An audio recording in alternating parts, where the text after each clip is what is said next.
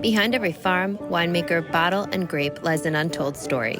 This is Behind the Bottle, a podcast by Cape Classics, a South African and French wine importer founded in 1992. We are committed to discovering and sharing these tales.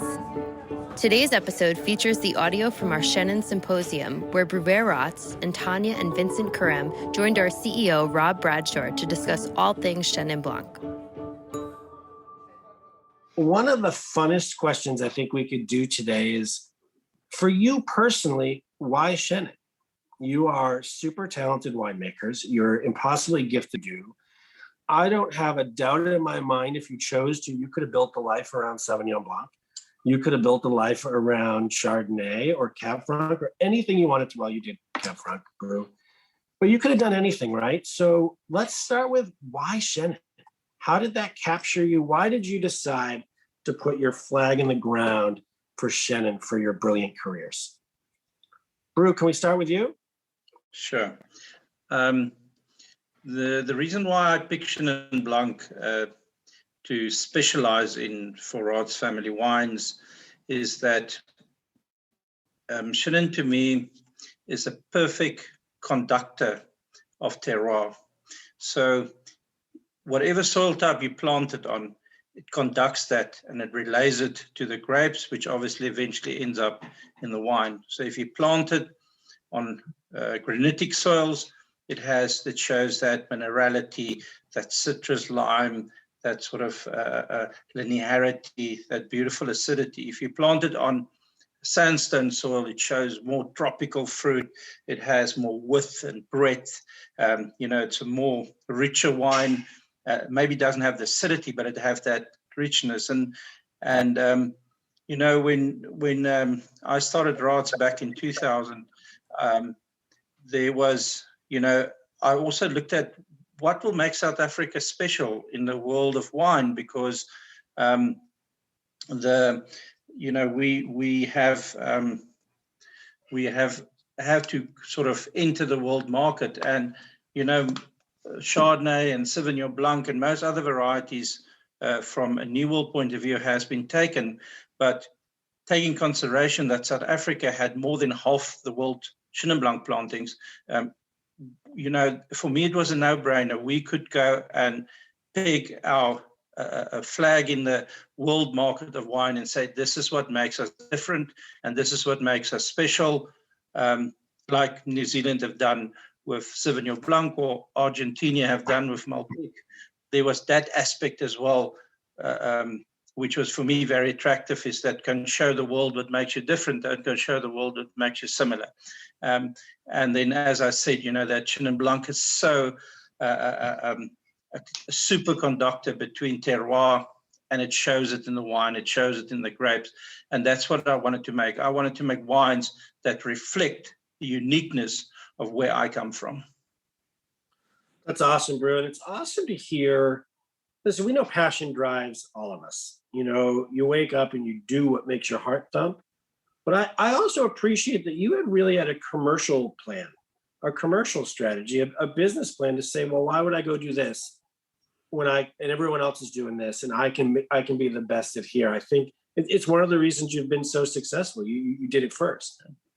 Yeah, no, for sure, Robin. And you must also remember when I started off in 2000, Chenin Blanc has been grown in South Africa over 350 years, but it was used for distilling brandy, making bulk cheap wine, and it was definitely not vogue. And people really thought I was crazy specializing in Chenin, because it was used for everything except quality winemaking. So it was not such an obvious choice 21 years ago.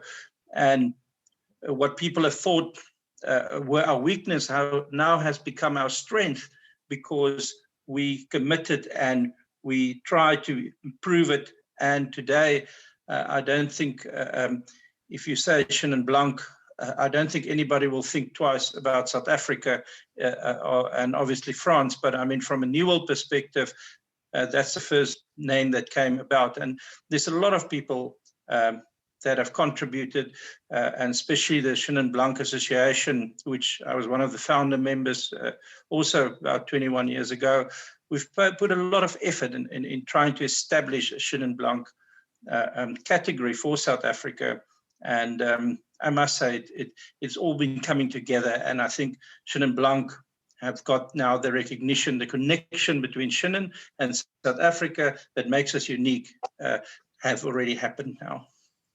Yeah, without a doubt. If you go to a good wine shop and you go to a Chenin area or somewhere that features Chenin, it's all South African French. You might find one lonely bottle of, Pine Ridge out of California that's half Viognier. But the rest of the section is going to be South African French. Yeah. All right, Vincent, why Chenin? I think this Chenin Blanc is got a good adaptation to the Loire Valley climate. Good potential of course production, but also as Bruwer said, the quality and the capacity to this grape to give an expression of the terroir. Yeah, we've got this in Bruwer. We grow this grape for 200-300 years, and even with the climate changing now, we can see this grape has got a very good capacity of adaptation, and we can still do all the range of the wine, sparkling, dry, semi-sweet. So it's a beautiful grape for that. Yeah. I've often thought, much like Pinot Noir, something that I've loved about Chenin is it tells the story of its not only its terroir, but its vintage very well. Where I find, whether it's Old Vine, whether it's Le Clos, the story they tell every year is so remarkably different. You could have 4 vintages in your cellar and you'll know it's the same producer. You'll know it's the same style, if you will, but you have 4 remarkably different wines. It makes it wildly exciting to someone that loves Chenin. It also may be a little daunting to someone that doesn't. I think, when we talk about New Zealand, what New Zealand did brilliantly is they created a extraordinary consistency of product over the years, over the decades. I often think it was kind of the genius behind Anheuser-Busch. And if you talk to beer people, beer snobs want to say that Budweiser's bad and buy this little craft beer. But I will tell you, the brewers that make Budweiser in these hundreds and hundreds and hundreds of millions of cases every year, so consistently, so clean, so perfect, so year after year the same.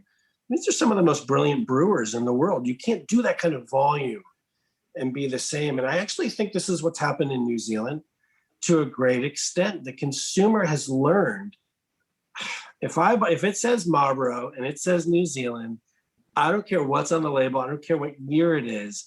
I know I'm going to like it because it's going to be impossibly consistent to something I already know. I think that's powerful. That's how huge brands are scaled.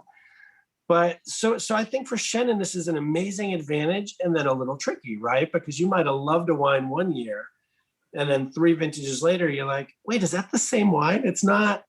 It's awesome because the story is told through the vineyards. But I think it requires more education on all of our part to explain the why and all that stuff, because it's not the same. I will tell you guys a quick story. And I found it heartbreaking because I thought, what if you were a customer today that decided to try Chenin for the first time? For the first time ever, you're like, I read about Chenin. I watch these cool Zooms with Cape Classics. Today's my day. I'm going to get my first Chenin by the glass. And you got something that sweet. And I've often thought, for every one customer that says, hey, tell me, why is this so sweet, and gets an education, there's probably 50 that are like, I'm not doing that again, right?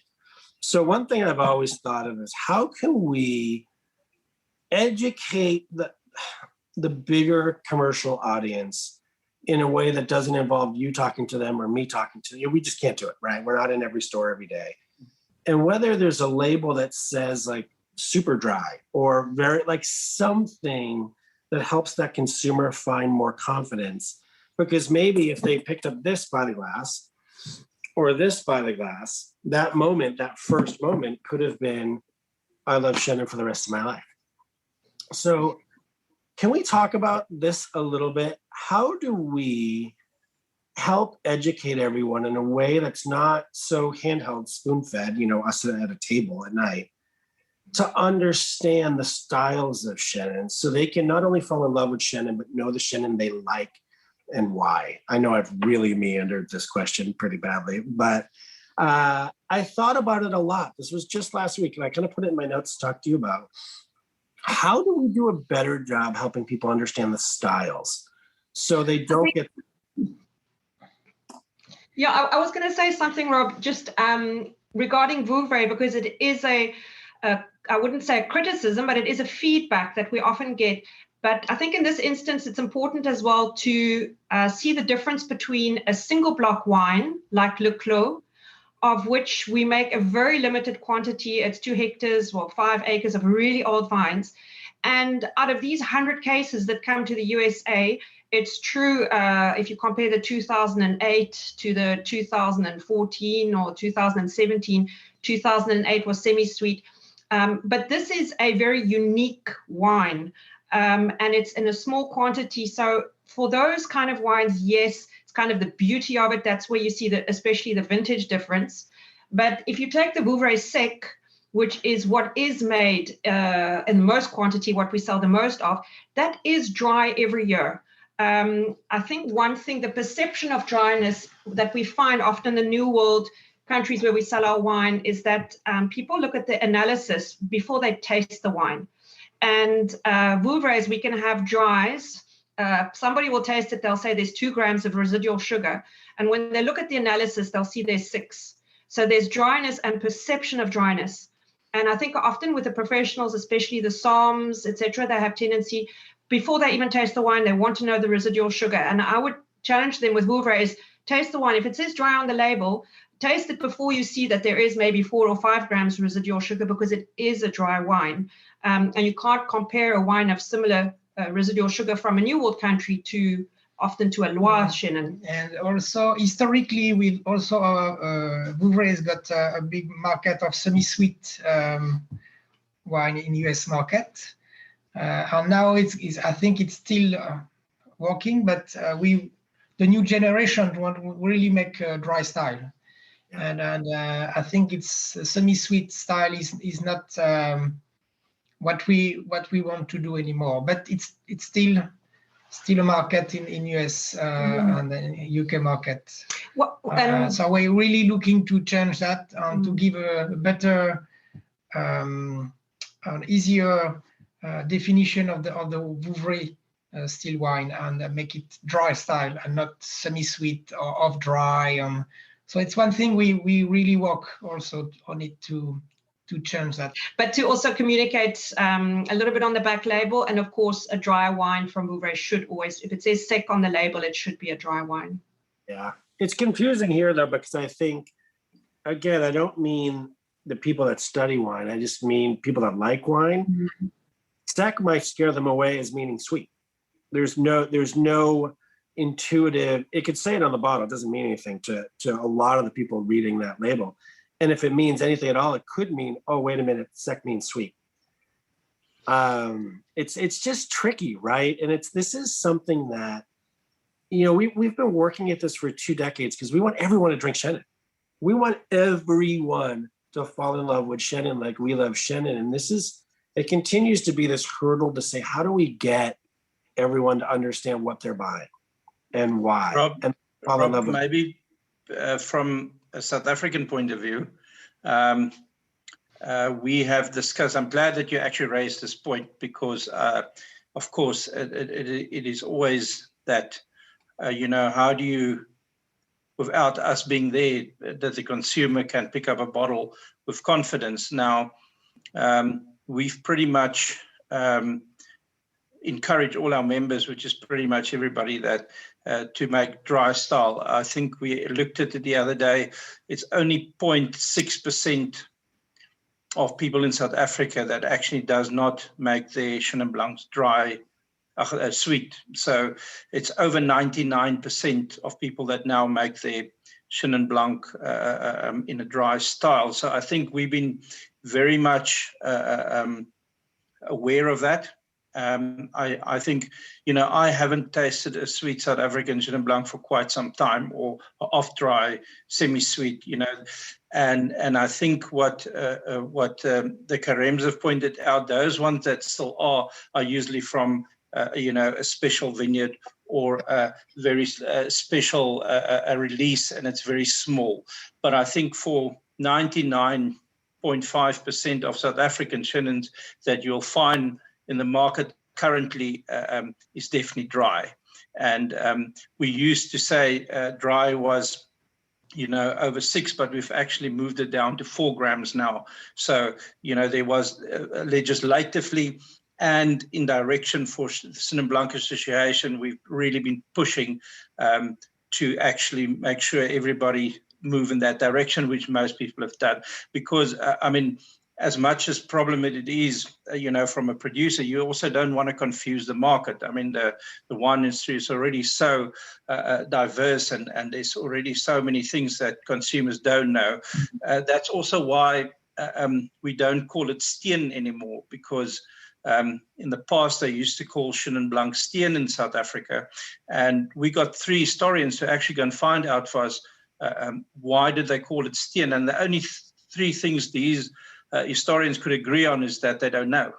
So when we as association started, we said, listen here, let's call it Chenin Blanc. This is what it is. We don't know where Steen is from. We don't know why they call it Steen. Yes, there's a little story, and for some people that wants to be a bit off the wall, it will work. But as a mainstream, let's call it Chenin Blanc. That's what it is, and make it dry. So, and I think you will find that for 99% of South African Chenins, it will say Chenin Blanc on the label, and it won't even say dry or semi-sweet, because we automatically assume that it will be dry. Gotcha. Which is a big advantage for sure. Guys, while we're on the topic, can we talk about the parentage or lineage of the grape? Like, what is Chenin Blanc? Does Chenin Blanc have parents? What's the Blanc and what's the Chenin? Can we talk about the history of the grape a little bit? Yeah. So it's the grape is probably come from a mix of breed between the Savagnin and the Sauvignonas. The Savagnin is from Jura, and the Sauvignonas it's come from Portugal or Spain, something like that. So that's a genetic origin of the Chenin Blanc. Then there is many story about where it's come from exactly. Some people say it's come from Anjou. Some people will say it's come from the Touraine or southwest of France. So there is many story about that. But we don't know yet exactly where the grape come from. We know the genetic origin now because we can measure it, but we don't know the real origin, geographic origin. And what is true, it's in the 16th, 17th century, we can read on an old book. They start to talk about Chenin Blanc. They call him Plan d'Anjou or different name, but we know it's Chenin Blanc. And then that's this grape developed in all the Loire Valley, and I don't know, but probably through the Huguenot, or I don't know, probably they bring the grape in South Africa. So, Bruwer, do you know more about the story in South Africa? Very much so. Our story have a very clear beginning. The VOC wanted to start a halfway station in the southern tip of Africa for the spice route to the east. And in 1652, they sent down 3 ships, and Jan van Riebeeck was the sort of head of that party. When they left Haarlem in Holland, they had no vines on board. And they stopped along the coast of La Rochelle, which is at the sort of coast side of the Loire Valley. and they picked up. And what I must say is, in those days, that a VOC captain could do a lot of things, but he got arrested if he did not document what went on the ship and off the ship. That was probably a bigger crime than doing anything else. So, and that's how we find out. So he picked up Chenin Blanc, Semillon, Muscat de Frontignac, and Muscat de Alexandria.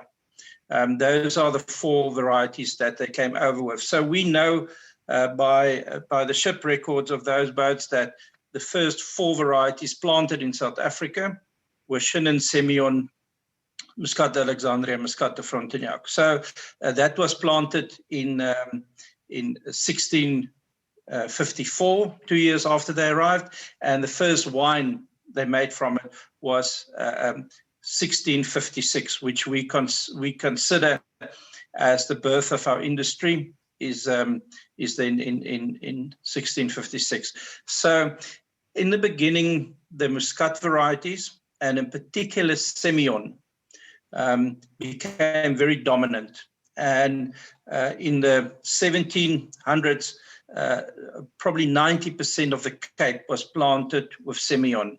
Where Chenin Blanc really made a change was in the late 1800s, when the KWV was formed because there was overproduction, and they started distilling this overproduction. And then they soon realized that Chenin Blanc was exceptionally good in distilling brandy. And that's where we started on a bigger scale planting Chenin Blanc. And by the 60s, Chenin Blanc made up 1/3 of the total surface of grapes in South Africa. And today it has dropped down to about 18%, but it's still more than 50% of the total Chenin Blanc planted in the world. So, and then I think you can say that from 2000 onwards, people went for Chenin Blanc as a quality wine and saw it in the same sort of sense as Chardonnay or Sauvignon Blanc. And, I always said that in South Africa, we took a thoroughbred horse, we trained it like a donkey, and we couldn't figure out why we're not winning the Kentucky Derby. So what you need to do is, if you got a thoroughbred horse, train it like a thoroughbred horse, and then you got a shot at winning the Derby. And I think that's what we've done. That was the mindset. There was nothing wrong with Chenin Blanc, is how we treated it in South Africa. And that started changing in the 2000s. And 21 years later, look at the results. Probably, if you look at white wine, more than half of all our accolades internationally comes from Chenin Blanc. All right. So, Bru, thank you. I do want to ask Vincent, in the Loire, what percentage of plantings are Chenin now-ish? It's often people want to know, where's the link between Chenin, South Africa and France. There are lots of links, but it's so much easier to say the differences, because the soil is different, the climate is different, the growing season is not the same length. We have much less sunshine hours in France, so it's such different parameters. Yeah, but as I say, Bruwer, it's this grape can really adapt and produce very good wine in both places. So it's difficult to compare the two countries, but in both places they do great wine. And I think from the 2 years ago, there was the first ever Chenin Blanc conference that was held in France, and one of the things that came out of that was just how adaptable Chenin Blanc is. If you look at all the different terroir climates and areas in the world, even in South Africa, where there are such vastly different areas, grape growing regions, and how just adaptable Chenin Blanc actually is. But if you I think you find the Chenin Blanc close to the sea, with more acidity in South Africa, which is more in the profile and aromatic on balance, more closer to our style in the Loire Valley. Then if, for example, we do Chenin Blanc in Swartland, and it's really the opposite of the style for me on the condition. And sometimes if you do blind tests, sometimes you can I will say you confuse because it's not never easy. But if you do confusion, it's more, I think, with Chenin Blanc from close to the sea, coastal region, then you get more acidity, freshness in the Chenin Blanc in South Africa, and it's more close to the Loire style. Yeah, gotcha. I don't know if brewers agree with that, but what do you think, Brew? I think maybe to add, definitely the coastal areas in general is cooler, but also if you go altitude, has the same effect as so you find certain regions, they might not be close to the coast, but they got altitude, and they also produce chinins of that sort of fine acidity. For me personally, the difference between a Loire Chenin and a South African or a Western Cape Chenin, which in itself has a lot of different variances like in the Loire. But if I look at broadly, I think the composition of the acidity in the Loire is more malic acid and less tartaric, where in South Africa it's more tartaric and more less malic acid. And that in itself tastes very different. So, the composition of the acidities are different due to the climate. So you will taste on the palate that freshness part and the length of acidity are different.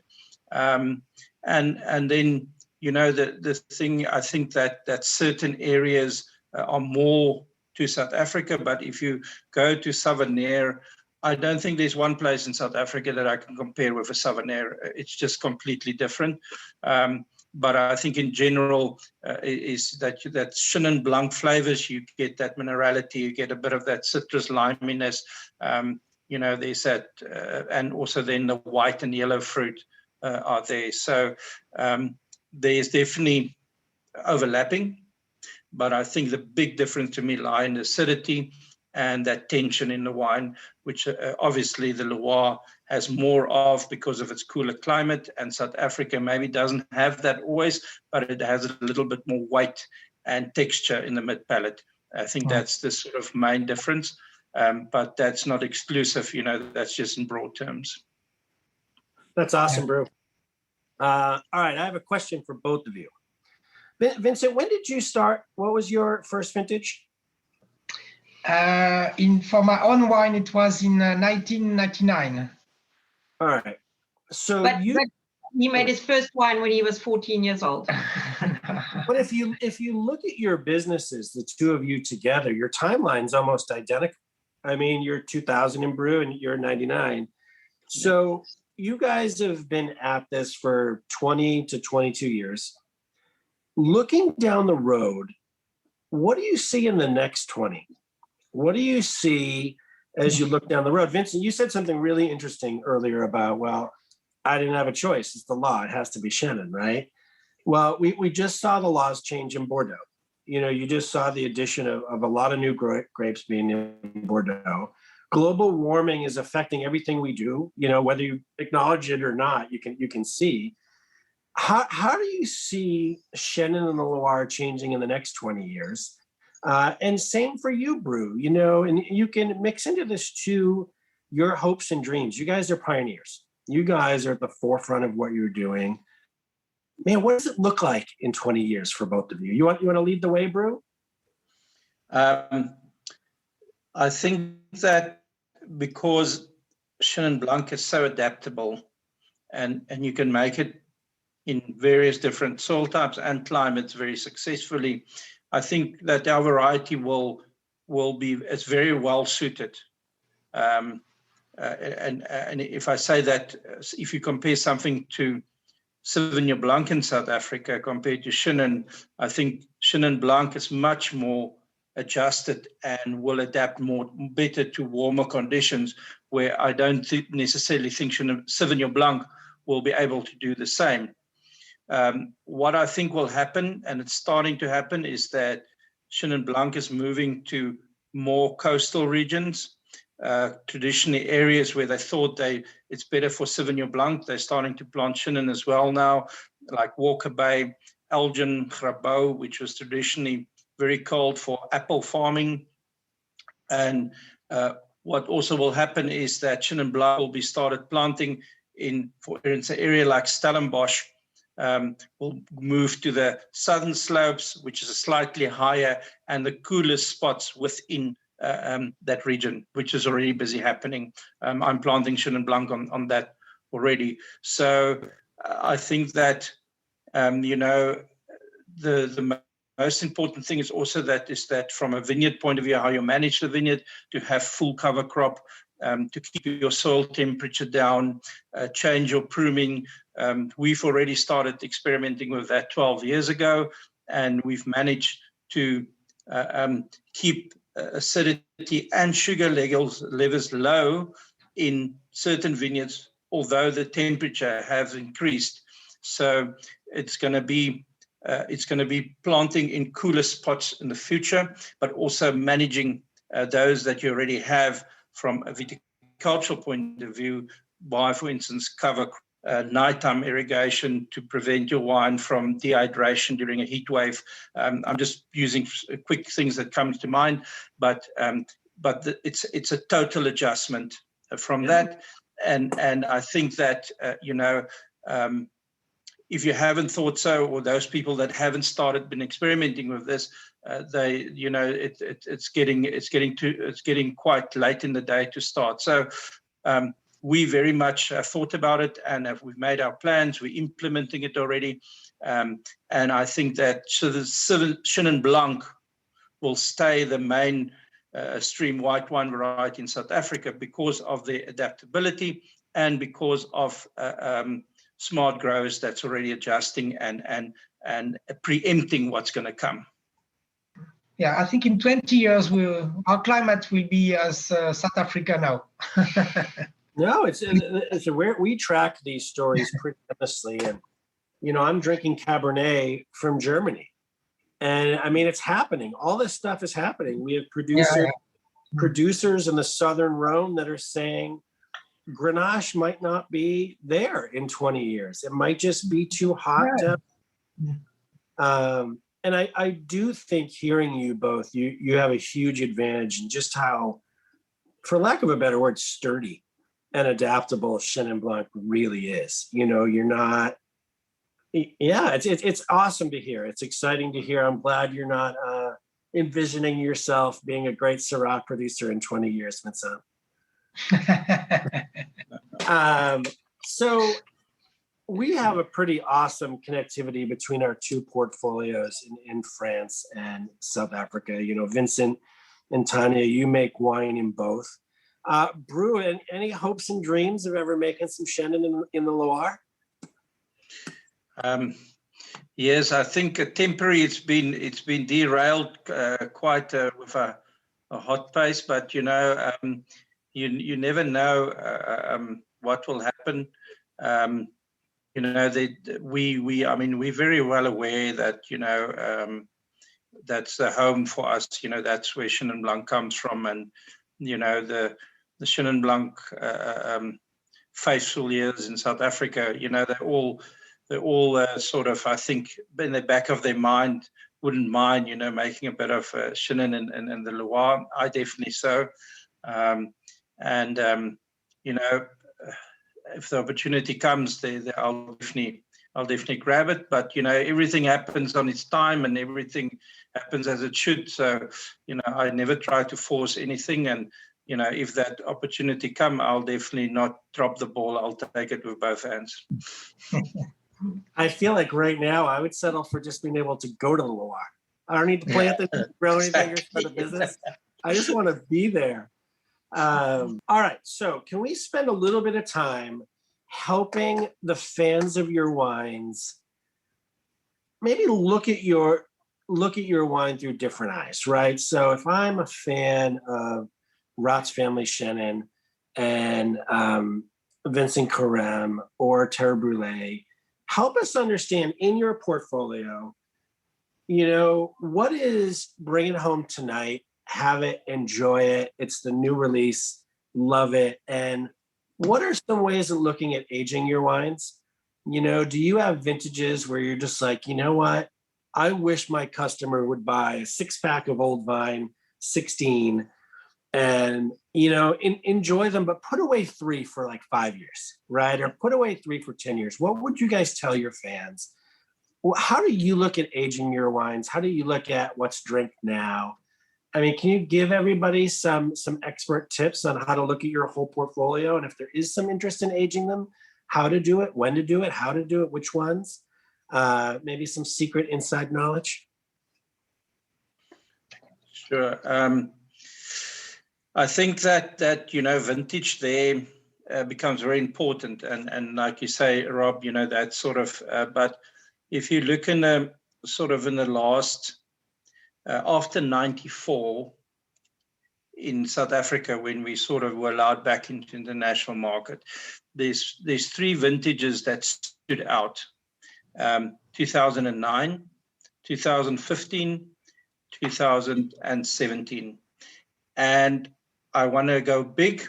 I want to say soon 2001 will be added to that. Because 2001 was for me almost a mirror vintage of 2009. It had the same sort of temperature, it had the same rainfall in the winter. There was just, and also the wines that came out just reminds me of 2009.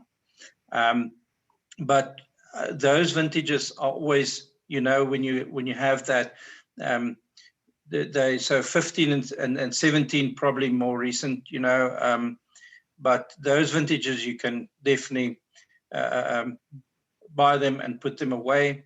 Chenin Blanc has a wonderful potential, you know, of aging. Those vintages you can probably go 10 years plus. But what happens when you do age them is they tend to get a little bit more richness. They might lose a little bit of that initial fruit, but what you get is you get more a floral character, you get that lovely spiciness coming into play, but you get that viscosity and richness just becomes more prominent. Usually these good vintages mature well because they got very good acidities, and that acidity just becomes a little bit more softer and integrated, where they might, in a young wine, they might have stand out a bit, but with a bit of age, they integrate even better, and that's what gives them that aging potential.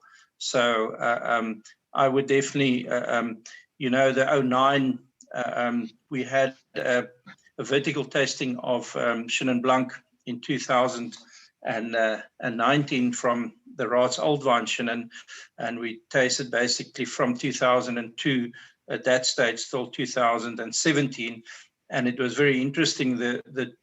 And people had to vote their top 3 wines, and 09 came first, 06 came second, and 17 came third.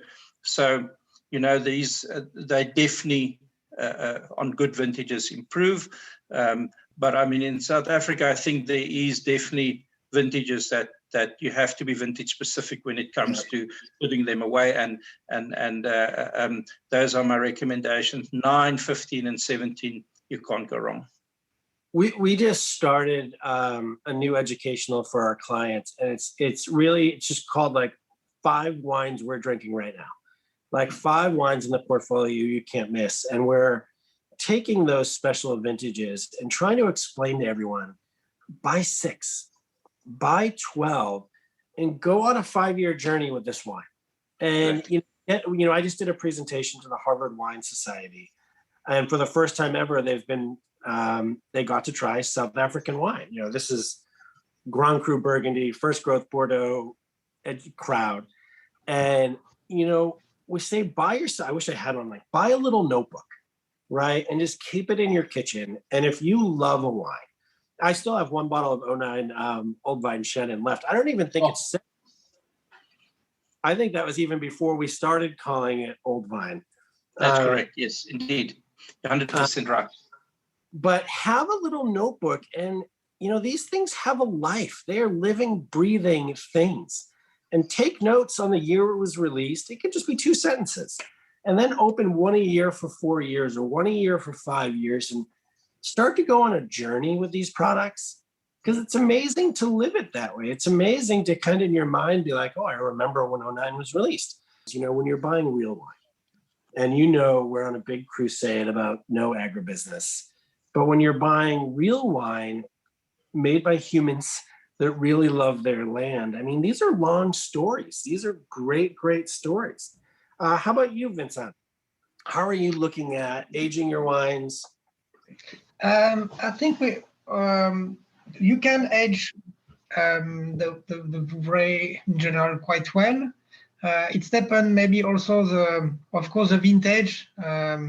Some of the vintage have got much more potential to age than some other, and also maybe the wine.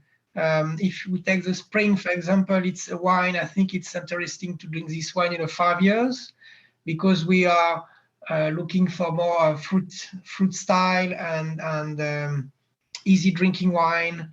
Then if you take the Clos, for example, you can keep for 15 years, and it's going to be good. So it's depend also the vineyard, the way we grow the grape, and the soil and the winemaking process, and everything will make it also difference in the capacity to the wine to age or not, and of course the vintage.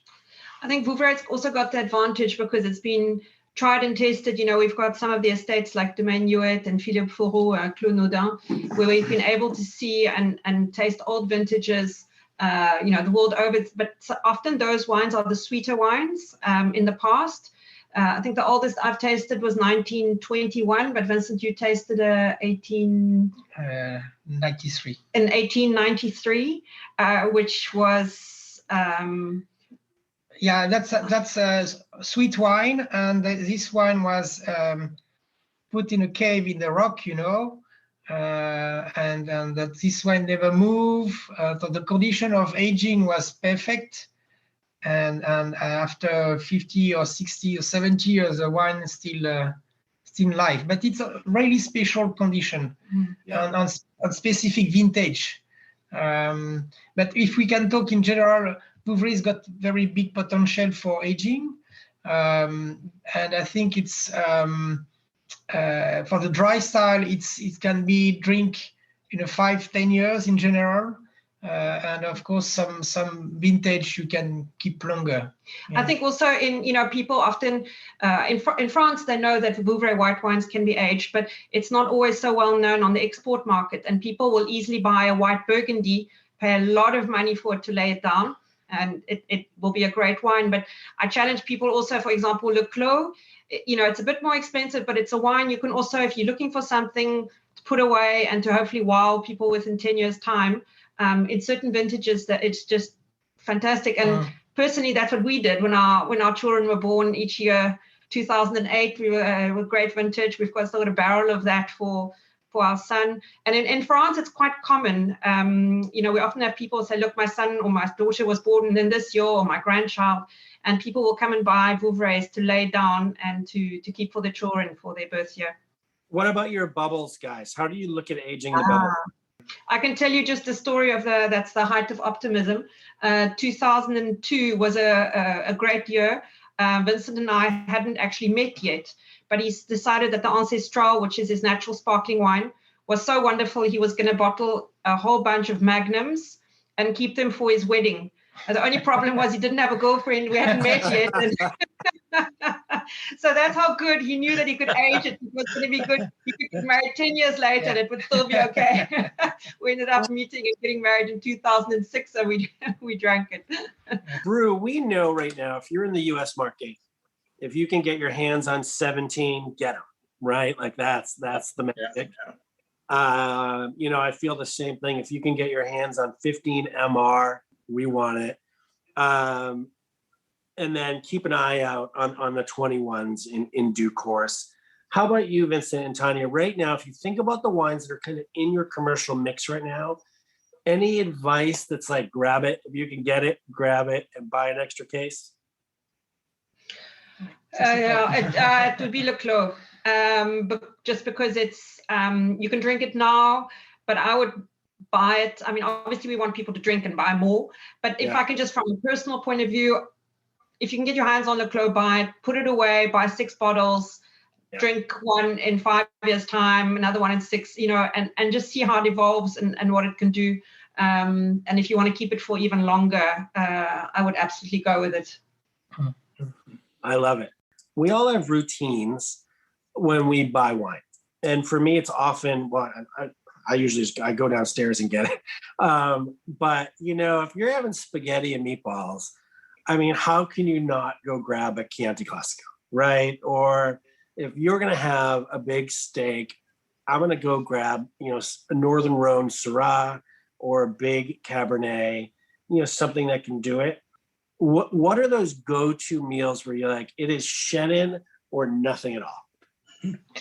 Rob, I can shoot on this one, and I have to be wine specific here. If you drink the Raats original Chenin Blanc, it's very simple: oysters, mussels, and you can even use a bit of cream and white wine sauce with your mussels. It works. And then sushi. Those 3 things is Raats original Chenin Blanc. It's no-brainer. It just works. When you look at something like the Raats old wine Chenin Blanc, you will definitely go game fish, tuna. You can even do duck d'orange with that. Works very well. The acidity and that citrus just picks each other up.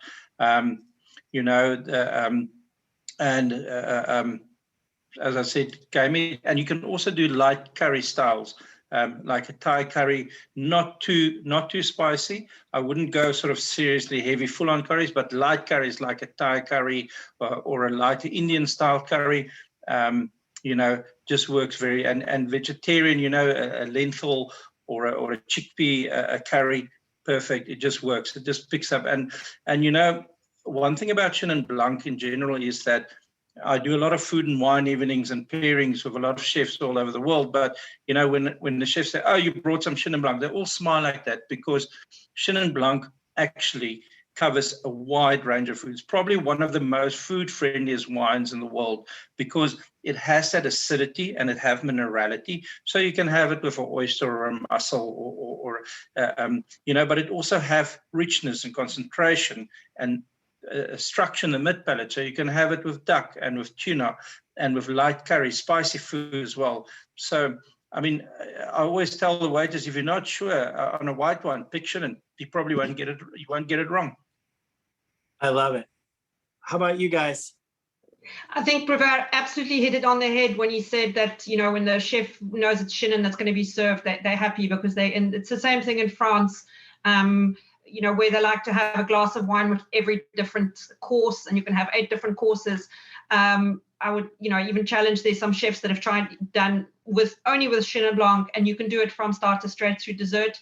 I think my favorite pairing would be Vincent makes scallops with a leek reduction, and that with the sec, with our dry wine is just absolutely marvelous. Or else a apple tart, sort of a traditional French style apple tart for dessert with a sec. And I also love, in France you eat cheese at the end of the meal, but you can, whenever stage of the meal, when you have your cheese, an aged Comté, a 24 months aged Comté with Le Clos is absolutely delicious. So, but Bruwer stole all my favorite dishes. He mentioned them all. It's quite. Well, I forgot the cheese. And I must say, Chenin Blanc and white semi-hard cheeses. It's just absolutely awesome. Yes, and as you said, it just works. It just works. I think the light curries and the Asiatic dishes, sort of sweet and sour, something with a wok. No, but Bruwer stole all our ideas. You hit a huge one because the secret weapon here at Thanksgiving, I think any holiday where the table is full with lots of people and a million dishes, back when we could have lots of people for the holidays, At my house, Thanksgiving, Christmas, Easter, the big, big, big feast holidays, it's Chenin Blanc and Cab Franc. You can't go wrong. If there's 9 different dishes on that table, those 2 wines have you covered from beginning to end. And I will tell you, like American apple pie on Thanksgiving with Chenin Blanc, glorious. Yeah. Like glorious. So I would say when you ordering sushi, no brainer, right? Ordering Thai food, no brainer for Chenin. You know, I think for people that are looking for that go-to pairing, it's easy. Brew, Tania, Vincent, anything. I can't stress enough. I feel like I'm lucky to be here with you guys. I mean, you are at the vanguard of what you do. You are passionate about what you do. Your quality is second to none as far as we're concerned. So as we get ready to launch on Chenin today, anything you want to say? Any parting thoughts? Anything we didn't cover? You know, whether you drink Chenin Blanc from France or South Africa, or I'm talking about Chenin Blanc in general, you know, what makes Chenin Blanc so amazing and wonderful, and why I believe everybody should at least drink some Chenin Blanc in their cellar or order it from a restaurant, is that a lot of people like a wine like Sauvignon Blanc because of its aromatics and it's sort of wow in your face, but it doesn't always have the structure and the weight and the length. And there's a lot of Chardonnay drinkers out there that doesn't worry so much about the nose, but they want that flavor and that concentration. And so if I can put it in perspective, you've got a Sauvignon Blanc drinker or a Chardonnay drinker. One is light and fruit and the other one is more flavor. And Chenin Blanc actually is right in the middle. It has the aromatics, which you can bring a Sauvignon Blanc drinker to understand, but it also have that weight and texture and concentration and fullness that you get from a Chardonnay. So you basically got both these elements in one wine. And that's why I think Chenin is just so fantastic, is that you can pair it with food, because you got fruit and you got weight in the palate. You can just drink it on its own because it gives you both.